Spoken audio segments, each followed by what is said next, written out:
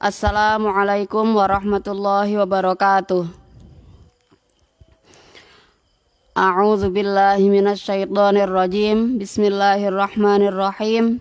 Wassalatu wassalamu ala asyrafil anbiya'i wal mursalin wa ala alihi wa ashabihi wa tabi'ina wa tabi'it tabi'in. Selamat malam pemirsa Aswaja Center Jawa Barat. Setiap malam Sabtu kajian tauhid berbahasa kitab Aqidatul Awam. Akan kita lanjutkan pembahasan minggu lalu. Namun sebelumnya kita bacakan hadiah Fatihah dulu untuk muallif kitab ini. Ila hadratin Nabi Mustafa sallallahu alaihi wa tabi'in. Thumma ila hadrati Sayyid Ahmad bin Ramadan Al-Marzuqi wa ila hadrati Syekh Nawawi Al-Bantani. Al-Fatihah. A'udzu billahi minasyaitonir rajim. Bismillahirrahmanirrahim. Alhamdulillahirabbil alamin arrahmanir rahim maliki yaumiddin. Iyyaka na'budu wa iyyaka nasta'in. Ihdinas siratal mustaqim. Siratal ladzina an'amta 'alaihim ghairil maghdubi 'alaihim waladdallin. Amin. Bismillahirrahmanirrahim. Kita lanjutkan pembahasan pekan lalu. Pekan lalu kita membahas tentang kisah dibalik disusunnya nazam Aqidatul Awam dan satu bait muqaddimah. Kita lanjutkan pada bait yang kedua. Falhamdulillahil qadimil awwali wal akhiril baqi bila tahawuli. Kalau terjemah bebasnya, falhamdulillahil qadimil awwali, segala puji bagi Allah yang dahulu, yang awal, yang akhir, yang abadi tanpa ada perubahan. Nah, kita akan mengurai satu persatu maksud dari setiap lafadz yang ada pada bait ini. Ai fa usni 'alallahi fa asna yusni fa usni 'alallahi bilisani 'ala hadhihi ni'mati ma'a ta'zimi iyyahu wa uqirru wa a'taqidu anna kulla sana'in sabitun lahu. Maksud dari alhamdulillah ini artinya adalah aku memuji Allah dengan lisanku atas nikmat yang Dia berikan ini, memuji seraya mengagungkannya. Aku meyakini dan aku ikrar bahwa setiap pujian itu adalah milik Allah. Jadi setiap pujian apapun keindahan yang layak dipuji, hakikatnya semua adalah milik Allah. Ai iftatahan nazimu bilhamdi. Maksudnya Kiai Nazim yaitu Sayyid Ahmad bin Ramadan Al-Marzuqi memulai nazam ini setelah kemarin dengan bacaan basmalah. Kemudian dilanjutkan dengan hamdalah, dengan pujian. Ada ali haqqi syai'in mimma yajibu alaihi. Kenapa? Alhamdulillah. Beliau mengucapkan alhamdulillah ini untuk melakukan sesuatu yang wajib bagi beliau. Apa itu yang wajib? Yaitu syukur atas nikmat berupa gubahan syair yang berisi kitab tauhid ini. Jadi beliau mendapatkan ilham, beliau mendapatkan mimpi bertemu Rasul untuk kemudian diberi oleh Rasul diberi dibacakan bait-bait ini untuk disampaikan kepada murid-muridnya. Ini adalah suatu nikmat yang harus disyukuri, nikmat yang harus beliau memuji Allah atas nikmat itu. Walhamdu lughatan. Sekarang kita bahas apa itu hamdu. Walhamdu lughatan as-sana'u bil lisani alal jamili al ikhtiyari. Lafaz hamdu secara etimologis, secara kajian bahasa, artinya pujian dengan lisan, pujian akan suatu keindahan yang diupayakan. Jadi bukan keindahan yang didapat begitu saja, tetapi kebaikan, keindahan yang diupayakan. Ala jihatit tabjili wa ta'zimi. Memuji ini dengan menghormati, dengan mengagungkan. Jadi bukan dengan satir atau sarkas. Kadang-kadang ada orang yang satir atau sarkas memuji, waduh cantik sekali, padahal jelek. Atau kita pernah dengar kalau rame-rame di media sosial, ada artis yang dijuluki babang tampan, yang sebenarnya juga tidak bisa dikatakan tampan, itu netizen sedang sarkas atau sedang satir. Nah, kita memuji Allah, alhamdulillah, ini nggak pakai satir, nggak pakai sarkas. Jadi memang benar-benar memuji. Sawa'un kana fi muqabalati nikmatin amla.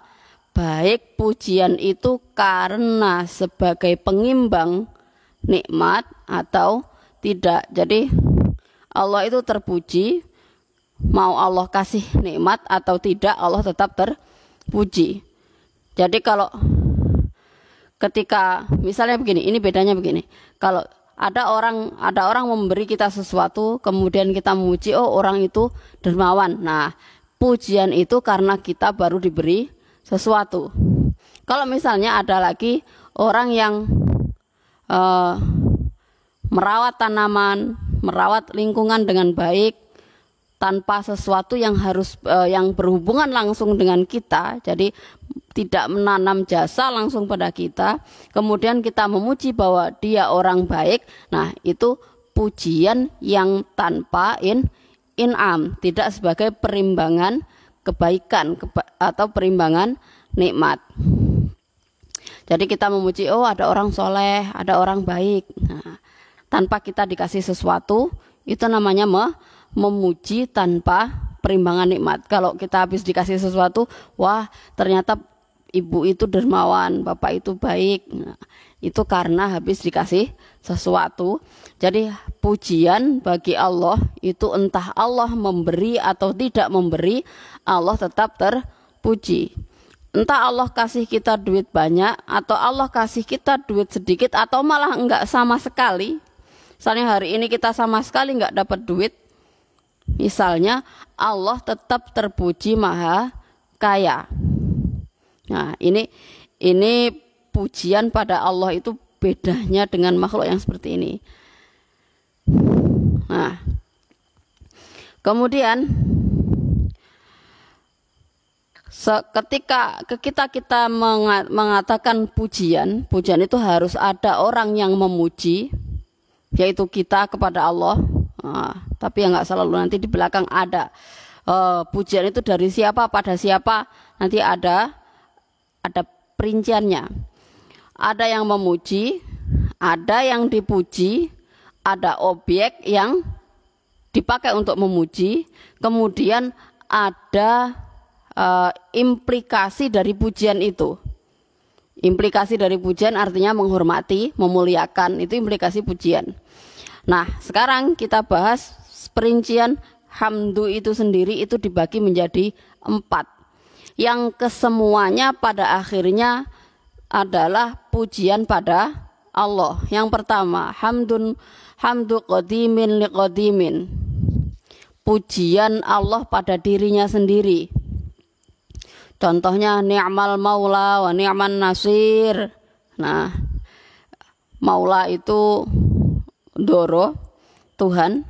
Ni'man nasir, penolong yang paling baik. Ini Allah memuji dirinya sendiri. Kemudian pujian Allah pada makhluk.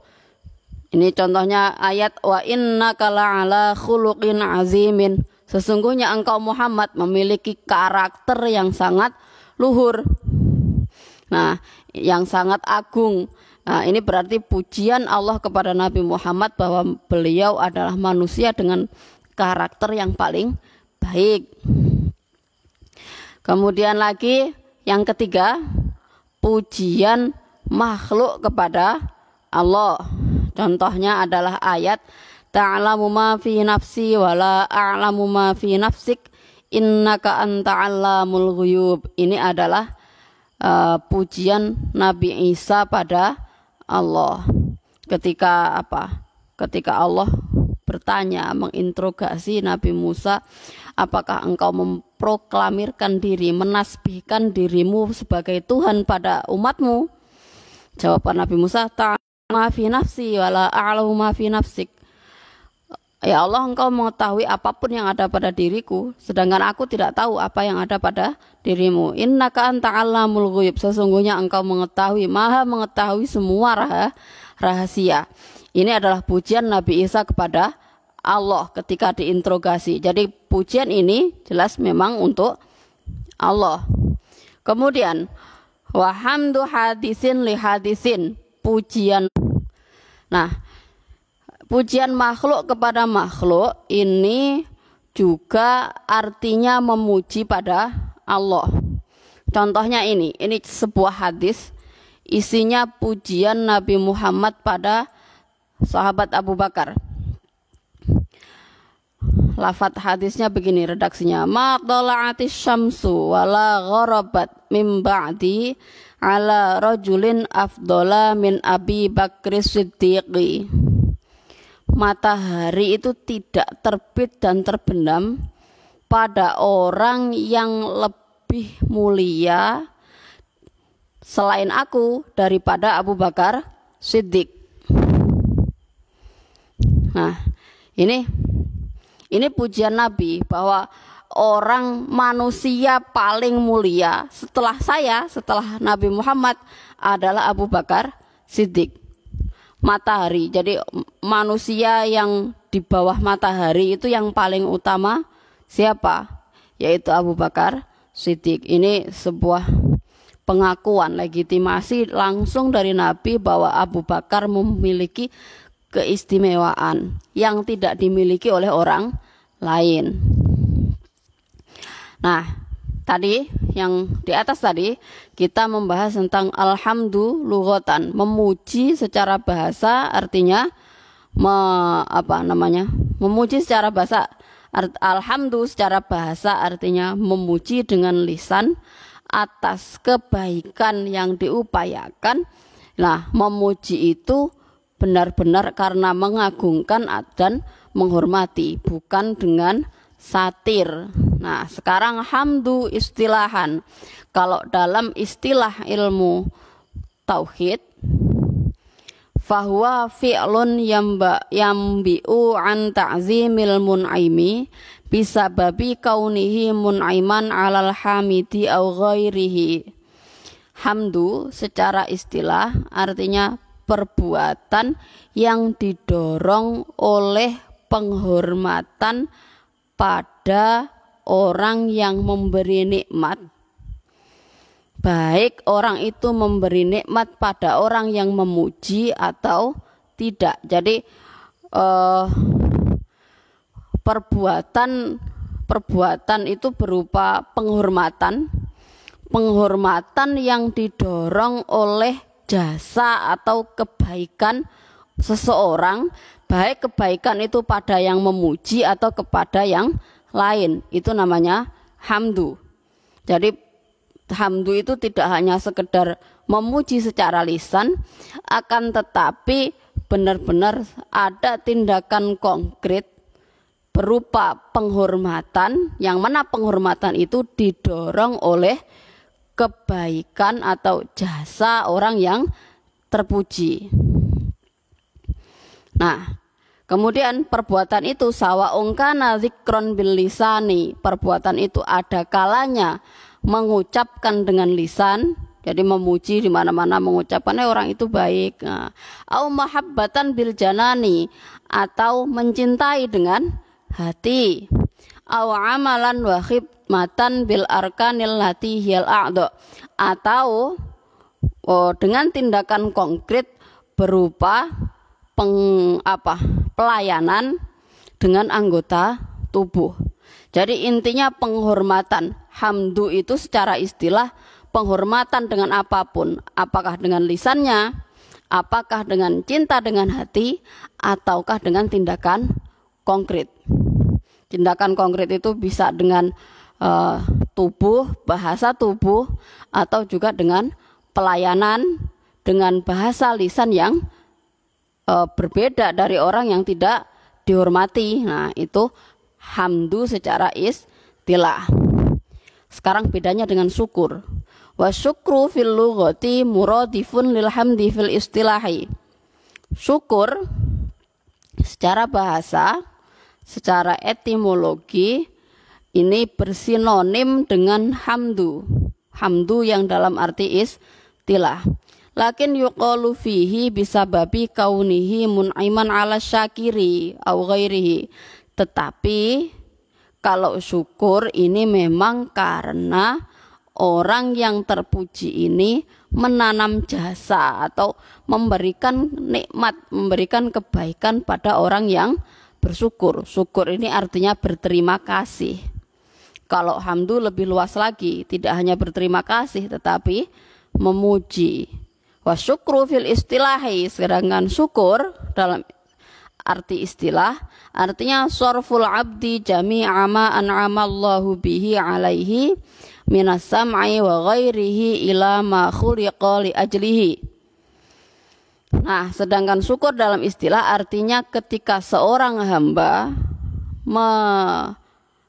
menasarupkan atau menggunakan semua nikmat Allah, baik itu misalnya pendengaran dan lain-lainnya, untuk sesuatu yang memang diciptakan,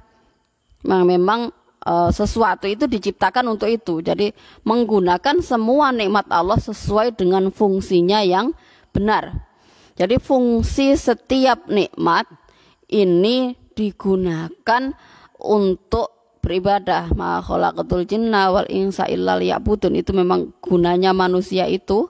Jadi apapun kenikmatan yang dianugerahkan oleh Allah kepada si manusia, dia gunakan sesuai dengan fungsinya.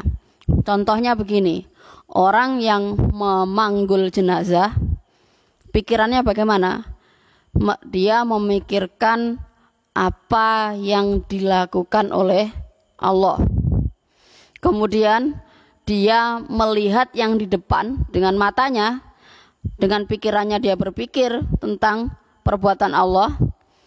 Matanya melihat ke depan supaya dia tidak kesandung, supaya mayat yang dia panggul tidak jatuh. Kemudian kakinya berjalan ke kuburan, lisannya sibuk dengan zikir. Ini contoh. Jadi contoh orang bersyukur dengan benar itu yang seperti apa itu tadi. Jadi pikirannya dipakai untuk memikirkan tentang ciptaan Allah, matanya dipakai untuk melihat biar mayatnya nggak jatuh, kakinya dipakai untuk berjalan menuju kuburan, lisannya dipakai untuk berzikir. Sebagaimana kita tahu bahwa orang mengiring jenazah ini memang seyogyanya dianjurkan, disunnahkan untuk berzikir. Wa udhunuhu bistima'i ma fihi sawabun. Kemudian lisannya zikir, kupingnya, telinganya mendengarkan zikir itu. Nah, itu jadi itu contoh syukur dalam istilah, menggunakan semua pemberian Allah sesuai dengan fungsi yang benar. Jadi kalau kita punya mulut untuk zikir, untuk baca Al-Quran, untuk mengucapkan hal-hal yang baik. Kalau kita punya mulut, kita pakai ghibah, itu artinya kita tidak bersyukur. Kita punya HP, terus buat gelut sana sini, buat ghibah sana sini, buat menyebar berita-berita bohong, menulis ujaran-ujaran kebencian. Nah, itu artinya kita tidak mensyukuri kita diberi HP, juga tidak mensyukuri kita diberi tangan sehingga ngetik hal-hal jelek. Kita tidak mensyukuri diberi otak yang sehat sehingga cuma bisa berpikir hal-hal yang negatif. Nah, jadi kalau menggunakan sesuatu tidak sesuai dengan fungsi yang baik dan benar, ini bisa diartikan orang tidak bersyukur. Kemudian kita lanjutkan, alhamdulillahil qadimil awwali. Nah, al-qadim al-awwal. Makna al-qadim annahu al-mawjud allazi laisa liwujudihi ibtida'un wal mawjudu allazi lam yazal. Sekarang arti qadim. Qadim itu artinya yang wujudnya tanpa permulaan, kemudian wujudnya juga tanpa ada akhir. Sesuatu yang wujud tanpa permulaan dan wujudnya akan selalu ada. Jadi Allah ini qadim, artinya Allah eksis dari dulu dan akan selalu eksis, akan selalu ada. Wal maujudu allazi lam yazal, eksistensinya tidak pernah berubah, tidak pernah bergeser. Itu artinya qadim. Wal awwalu, sedangkan arti al awwal huwallazi laftitaha liwujudihi, adalah awal ini adalah sesuatu atau entitas yang wujudnya tanpa permulaan. Jadi ya wujud saja dari dulu, nggak ada permulaan. Kalau misalnya kita manusia lahir dari tahun sekian sampai tahun sekian. Kalaupun misalnya manusia itu dikatakan wujud bahkan ketika dia masih berbentuk sel telur di tubuh ibunya, itu pun masih bisa ditelusuri. Ibunya ini dikandung oleh neneknya kapan? Disitulah mulai terbentuknya sel telur. Jadi bersamaan dengan tumbuhnya bayi perempuan, di situ juga tumbuh sel telur yang pada saatnya nanti ketika dibuahi akan lahir anak. Nah, jadi ketika ditelusuri, manusia itu ada awalnya, ada akhirnya. Allah itu al-awal, yang wujudnya tanpa permulaan. Wal akhiru huwallazi lakhtitama liwujudihi. Akhir itu artinya sesuatu yang wujudnya tanpa penghabisan, wujudnya tidak berkesudahan, akan selalu wujud. Ini namanya al-akhir. Sedangkan al-baqi ad-daimu allazi la yazulu, yang abadi, yang tanpa berubah. Yazulu itu artinya bergeser, artinya terbenam, itu yazulu, atau hilang. Jadi sesuatu yang abadi yang tidak pernah hilang itu artinya baqi. Ini sifat Allah yang kedua. Yang ketiga, wujud, qidam, baqa. Ini kita sudah dapat tiga sifat. Wa makna bila tahawuli falhamdulillahil qadimil awwali al-akhiril baqi bila tahawuli. Tahawul itu artinya berubah. Bila tahawuli ay bila taghayyurin, tanpa berubah. Wa huwa tafsirun lil baqi. Ini menafsiri atau menjelaskan kata al-baqi. Li anna makna tahawuli al-intiqal min halin ila halin. Tahawul ini berubah atau berpindah atau bergeser dari satu kondisi ke kondisi yang lain. Kalau misalnya kita manusia, misalnya dari bayi kemudian beranjak dewasa, semakin besar, tubuhnya semakin besar, pengetahuannya semakin banyak, kemampuannya juga semakin bertambah. Ini namanya intiqal, bergeser. Kalau Allah dari dulu sampai nanti tidak berubah, ya begitu-begitu saja. Itu namanya bila tahawuli. Al-baqi juga seperti itu. Kalau sesuatu pada bergeser, pada akhirnya dia bisa musnah. Faidatun fi taqsimis syai'i ila aqsamin. Dari sini bisa disimpulkan bahwa sesuatu itu bisa dibagi menjadi 4. Syai'un la awwala lahu wa la akhira lahu. Sesuatu yang tanpa permulaan juga tanpa penghabisan, yaitu Allah. Syai'un lahu awwalun wa akhirun. Sesuatu yang ada permulaannya juga ada penghabisannya. Nah, ini adalah sifatnya makhluk. Wa syai'un laisa lahu awwalun wa lahu akhirun. Sesuatu yang tidak ada permulaannya tetapi ada akhirnya. Wa huwa adamuna al-azali. Ketiadaan kita di zaman azali ini dulu tidak ada, kemudian ketika kita diciptakan menjadi ada, berarti tanpa permulaan tetapi ada penghabisannya. Wa syai'un lahu awwalun wa laisa lahu akhirun. Sesuatu yang ada permulaannya tetapi tidak ada penghabisannya, yaitu akhirat. Akhirat itu karena makhluk ya diciptakan oleh Allah, sesuatu yang artinya dia sesuatu yang baru. Tetapi akhirat ini diperbaharui terus sehingga tidak ada penghabisannya. Ini akhirat. Nah, jadi hari ini kita dapat 3 sifat Allah wujud, bahwa entitas Allah itu ada, eksis, kemudian al-qadim yang dahulu tanpa permulaan, al-baqi yang abadi tanpa ada penghabisan, tanpa ada perubahan. Nah,